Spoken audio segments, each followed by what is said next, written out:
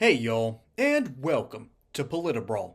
My name is Brian, and Jesse Waters completely clowns Jessica Tarlov on the 5 with perhaps the best use of a schoolyard insult you'll ever see about Gavin Newsom. Let's dive in. I just don't see why it's worthwhile for President-elect Trump to be calling him Gavin Newsom or to say, like, you should resign right now. Like, if Barack Obama had shown up in New Jersey after Sandy and said, like, hey, Chris, you could lose a few pounds or something like that, or gone down to Florida and said to DeSantis, like, those lifts are doing a lot of work down there, right? How tall are you really? Like, why I don't petulant? think he's. Yeah, he is. He's making fun. Greasy Gavin Newsom. You know, but Jessica, that's the issue with you guys. No, it's You're not. so obsessed with talk. I'm not. And not action. Because I have action things to say on top of that. I'm making a Well, point then say about, them, Jessica, because no one cares stop talking about so I can. name calling. All right? Actually, some people do. No, and no one cares what he calls them, Jessica. The state is on fire. The state's on fire, and you're out here saying they have water. No. They don't have water. I'm saying that the tanks were full. There was a pressure problem. Either way, Jessica, there's a pressure problem because their tank was empty, the governor all right? of California should not have to put a fact check up on his site that says Trump is conflating two entirely unrelated things: the conveyance of water to South California and supply from local storage. No such document as, quote, water restoration declaration exists. It's pure fiction. Why can't President-elect Trump take the mandate that he got, right? A lot of left-leaning people voted for him and show up and just say... I know we're in the middle of Jesse on Jesse action, but let's hear from Jesse Waters. I was loving that action. Jesse. I mean, I have press releases from the state, from the DOJ. California sues Trump administration to block water rules. Attorney General Becerra files lawsuit against Trump administration. They're trying to send water from the north to the south.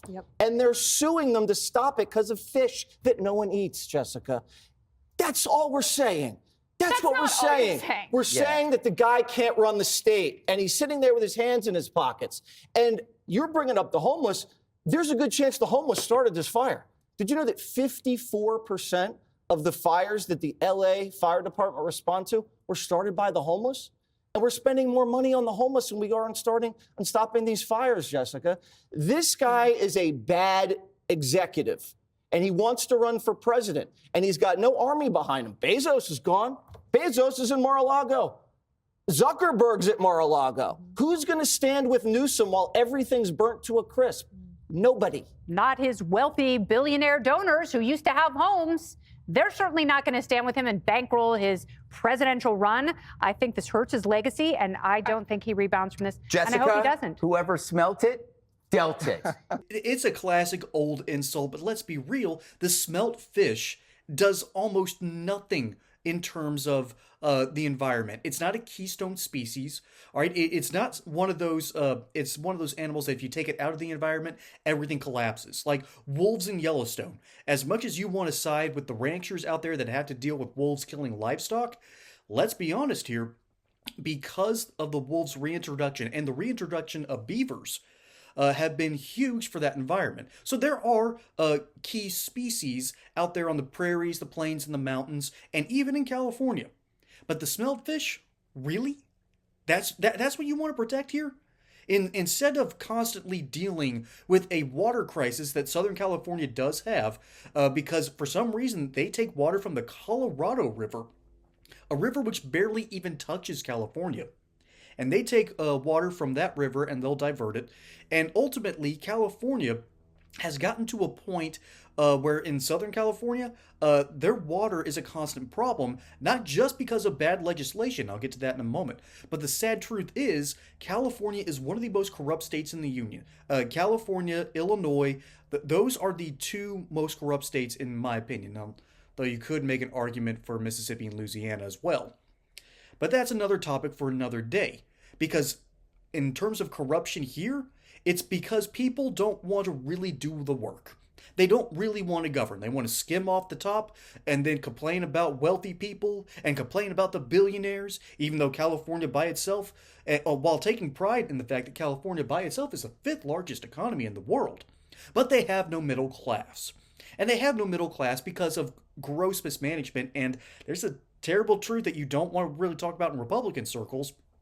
Republicans mismanaged California, then the Democrats took over and made everything worse. That's sort of the sad truth, and that's why the South is such an interesting battleground right now, because the Republicans are finally in full control of most of the southern states, and things are running well, but the Democrats, basically the people that moved out of California, the people that moved out of the Rust Belt came down here, and now their kids are voting, and it's making governing incredibly difficult because almost the exact same thing is happening in the South that happened in California.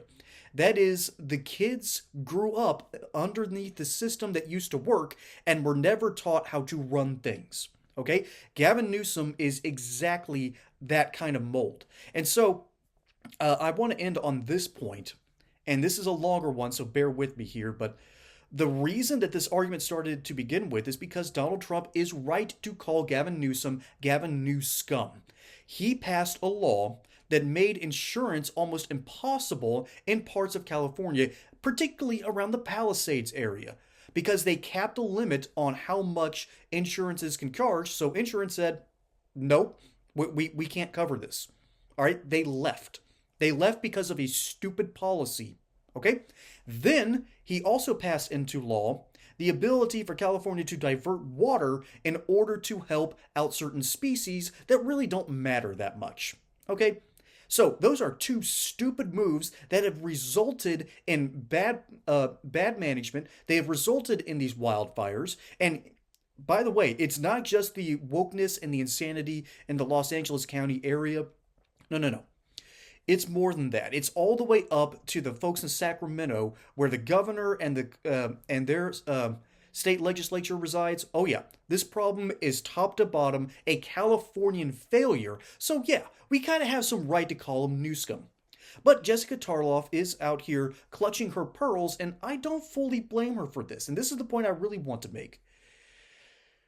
We've lost our decorum. It's gone. Okay? Now, granted, the left-wing press, the liberals, the mainstream media, pretty much everyone associated with the Democratic Party has just tarnished the whole idea of playing nice with each other, okay?